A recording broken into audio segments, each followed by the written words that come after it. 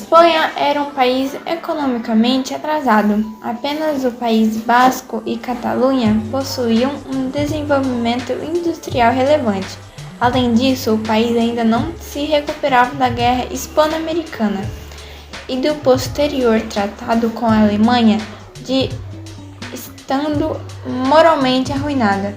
Com o sistema político questionado, um exército que se encontrava antiquado, quase sem armada naval, e com os problemas do Marrocos, que se desembocaram em crises e greves, com a Semana Trágica em 1909. O Marrocos e a Partida da África foram palco de duas graves crises políticas e militares entre as principais potências, Reino Unido, Alemanha e França, principalmente, que chegaram perto de desencadear a Primeira Guerra Mundial, com uns poucos anos de antecedência. Nessa época, o governo da Espanha era o rei Afonso XIII. Foi o rei da Espanha desde seu nascimento até a Era filho póstumo do rei Afonso XII e de sua segunda esposa, a arquiduquesa Maria Cristina da Áustria. Sua mãe serviu como sua regente até alcançar a maioridade em 1902. A peseta era a moeda que eles usavam a partir de 1869. Substituindo o escudo espanhol. A moeda sumiu a partir do século XXI, quando o euro veio em 2002.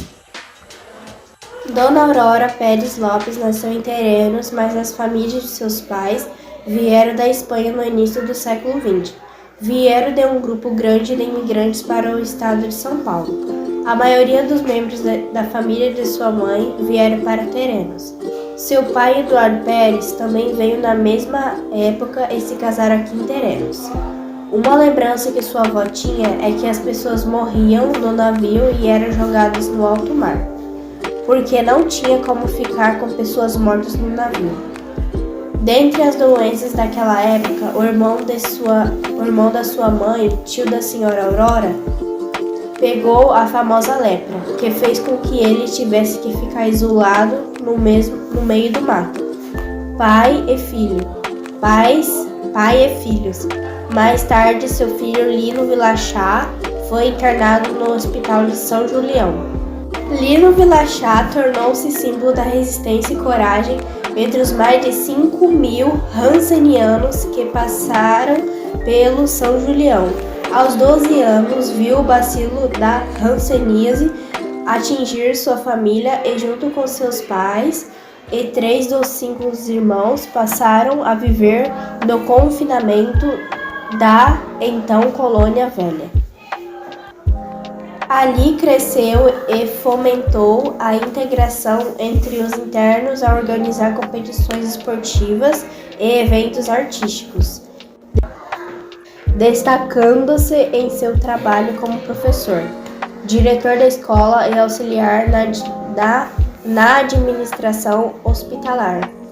Seu encanto estava na lucidez e criatividade de suas poesias, crônicas e relatórios, onde reportava o cotidiano de São Julião, enquanto seu corpo sofria as consequências dos ataques da doença.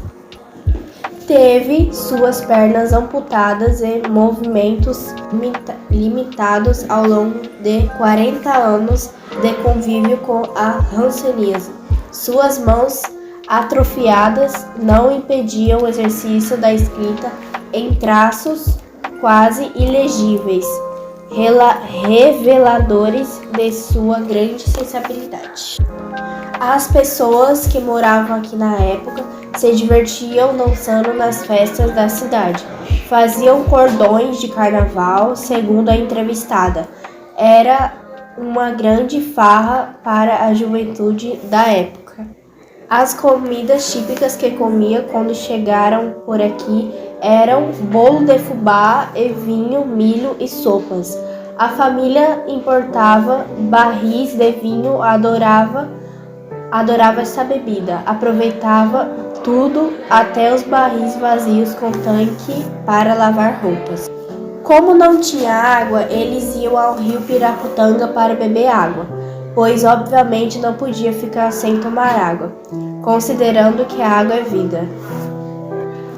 Esse rio era fundamental para a vida deles, pois além de beber água e tomar banho, tinha uma bica que fazia funcionar o monjolo, onde também foram construídas as primeiras casas de pau a pique. O monjolo era uma espécie de engrenagem utilizada para socar o milho e limpar o arroz. Alguns anos depois, eles construíram um moinho para limpar o arroz em terrenos.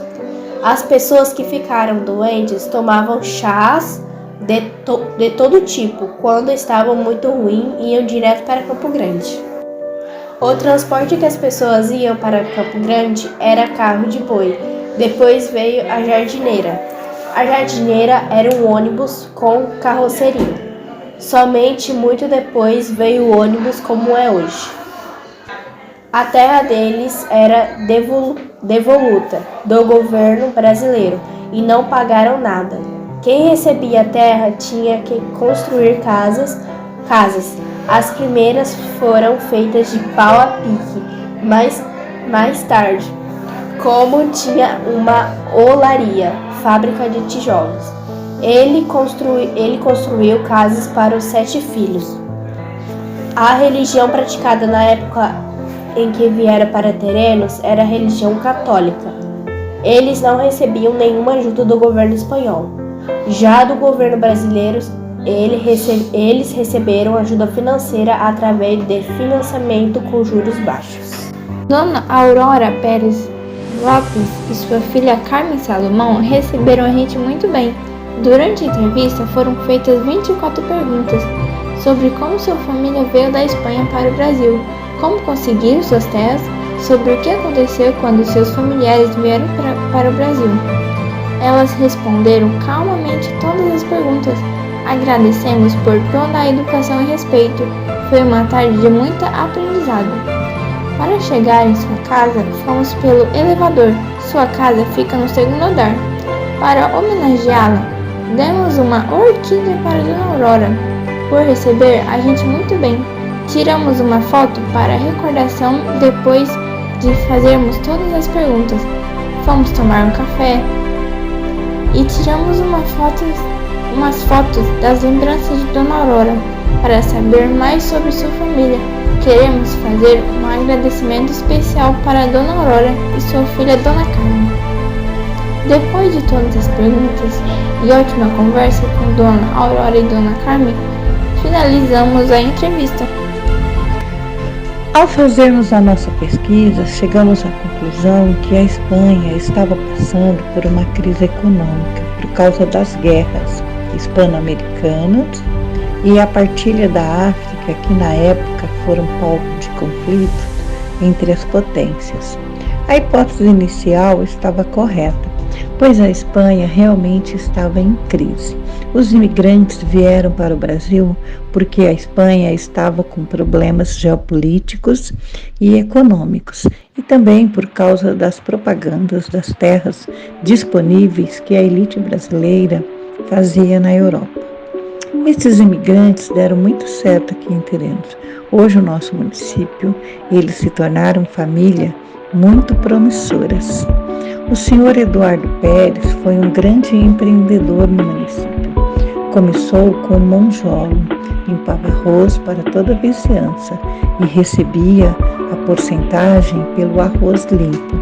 Implantou a olaria, fábrica de tijolos, que se transformou nos primeiros produtos industrializados a serem exportados do município, pela estrada de ferro noroeste do Brasil. Mais tarde criou na cidade de Terrenos uma máquina de arroz, que passou a limpar o arroz produzido em todo o município. A sua importância econômica foi tão significativa que em 1980 tornou-se o patrono da Escola Estadual Eduardo Pérez, hoje nossa escola.